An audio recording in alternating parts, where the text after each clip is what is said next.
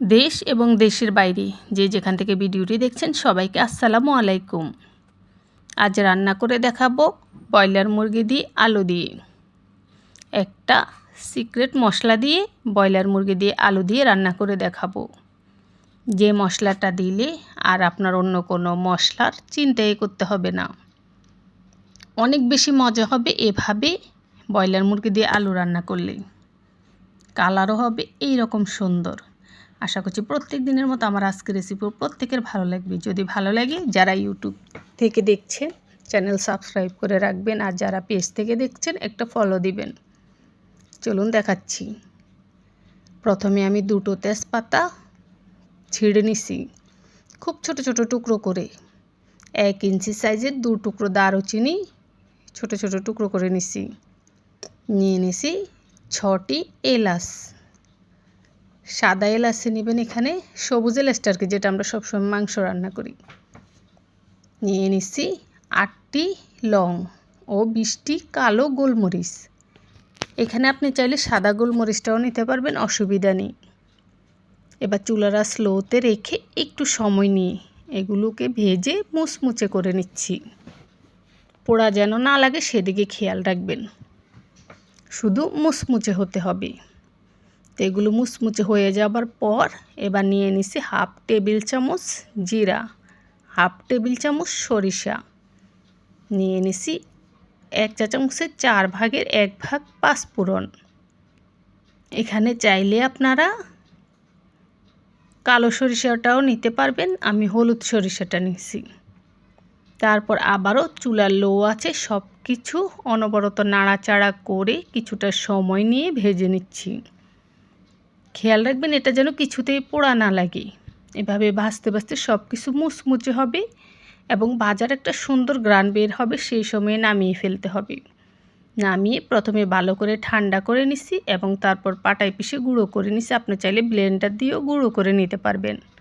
এবার মশলা এক সাইডে রেখে দিছি। এখানে আমি নিয়ে নিছি 2 কেজি আলা একটা ব্রয়লার মুরগি, কেটে সেটে বাদ দিয়ে যা ছিল পুরাটা। একেবারে মুরগির গলা, পা, মাথা সহ শুরু করে এখানে 2 কেজি আলা একটা মুরগির পুরো মাংসটাই নিয়ে নিছি।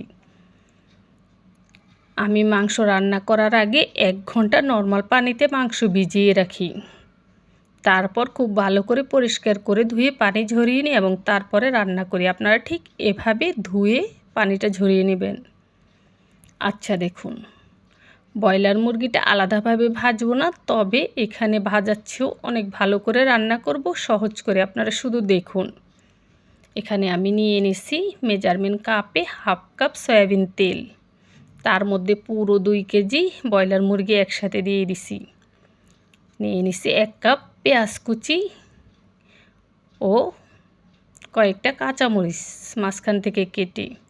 নিয়ে নিছি উঁচু উঁচু করে 2 টেবিল চামচ আদা বাটা, উঁচু উঁচু করে 2 টেবিল চামচ রসুন বাটা। যা যা মশলা দিচ্ছি 2 কেজি মুরগি রান্নার জন্য একেবারে পারফেক্ট, আপনাদের আর টেনশন করতে হবে না। এভাবে রান্না করে আপনারা মেহমান আসলেও পরিবেশন করতে পারবেন। আলহামদুলিল্লাহ, আল্লাহর রহমতে এই খাবার যে খাবে সে জিজ্ঞেস করবে যে আজকের এই রান্নাটা কে করেছে। এতটুকু বিশ্বাস থাকলে এভাবে আপনারা বাসায় একদিন রান্না করে ট্রাই করতে পারেন, তাহলেই তো বুঝতে পারবেন। আচ্ছা দেখুন, সব কিছু একসাথে মিশিয়ে কষাচ্ছি। চুলার আঁচ কিন্তু জ্বালিয়ে দেওয়া হয়ে গেছে, মিডিয়াম আঁচে আছে। এবার দিয়ে দিচ্ছি আমি এখানে 1 চা চামচ হলুদের গুঁড়া। এবার দিয়ে দিচ্ছি 2 টেবিল চামচ মরিচের গুঁড়া। আমার মরিচের গুঁড়াগুলো জাল কম, তাই আমি 2 টেবিল চামচ দিলাম 2 কেজি মুরগির জন্য। তো আপনারা আপনাদের পছন্দ মতো দেবেন। দিয়ে দিচ্ছি 1/2 টেবিল চামচ লবণ, লাগলে পরে আরও দেব। এবার আগে থেকে যে মশলাটা রেডি করে রেখেছি এখান থেকে পুরো 1 টেবিল চামচ মশলা এখানে দিয়ে দিচ্ছি। বাস, দিয়ে দিচ্ছি কটা আলু, ছোট ছোট আলু, খোসা ছাড়িয়ে মাঝখান থেকে কেটে পরিষ্কার করে ধুয়ে তারপরে দিয়ে দিলাম।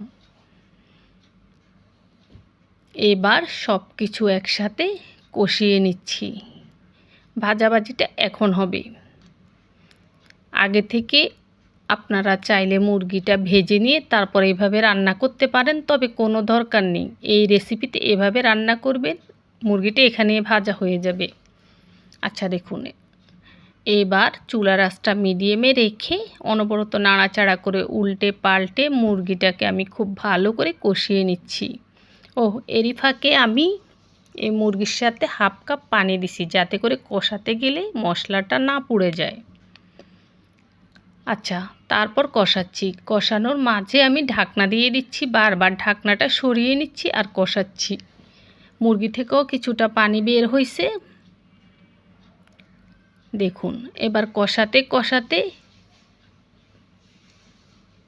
সমস্ত এক্সট্রা পানিটা গিয়ে যখন একেবারে তেল মশলা ভাজা ভাজা হয়ে সুন্দর গ্রান বের হবে, তখনই বুঝবেন যে ভাজাটা শেষ। তো আমি মুরগি আলু কষাতে কষাতে তেল মশলার কাঁচা গন্ধ গিয়ে খুব সুন্দর ভাজা ভাজা গ্রান বের হয়েছে। এই দেখুন কালারটা পাল্টে গেছে একেবারেই মুরগির মাংসের এবং আলুর।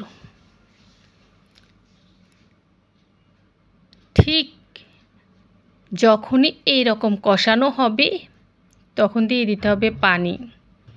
তা আমি নর্মাল পানি দিচ্ছি, চাইলে কেউ গরম পানিও দিতে পারবেন, অসুবিধা নেই, তবে নর্মাল পানি দিলে কোনোই অসুবিধা নেই। এই গ্লাস দিয়ে মেপে 3 গ্লাস পানি দিছি। পানিটা বেশি দিতে হবে না, কারণ যেভাবে সুন্দর করে কষিয়েছি এই কষানোর সাথে আলু এবং মুরগিটা যেমন ভাজা ভাজা হয়ে গেছে, ঠিক তার সাথে সাথে অনেকটা সেদ্ধ হয়ে গেছে। তো 3 গ্লাস পানি দিয়ে ঢাকনা দিয়ে ঢেকে এগুলোকে আমি রান্না করে নিচ্ছি। চুলার হাই হিটে প্রথম ভালো করে বলক নিয়ে আসতে হবে এবং তারপর চুলার মিডিয়াম আঁচে রান্না করে নিতে হবে। মাঝে মাঝে ঢাকনাটা সরিয়ে নাড়াচাড়া করে দিতে হবে। ঠিক এভাবে আমি রান্না করে নিছি।